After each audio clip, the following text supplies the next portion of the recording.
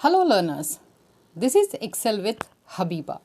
I am back with the series of inspirational stories. If you like, please do like, share, subscribe and comment below. And today's story is The Baker and the Butter. A long time ago, a baker and a farmer lived in the same small village.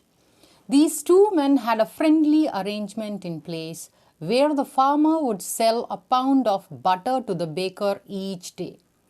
One morning, the baker decided to weigh the butter to see if he had received the correct amount. To his surprise, he discovered that the farmer had sold him less butter than he did paid for. Angry about the unfairness, he took the farmer to court. At the hearing, the judge asked the farmer whether he used any measure to weigh the butter.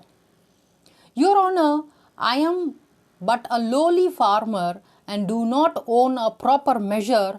I simply use an old-fashioned scale," he replied. "How do you weigh the butter then?" inquired the judge. To this, the farmer answered, "Your Honor, long before the baker started buying butter from my farm, I have been buying a pound of loaf of bread from him.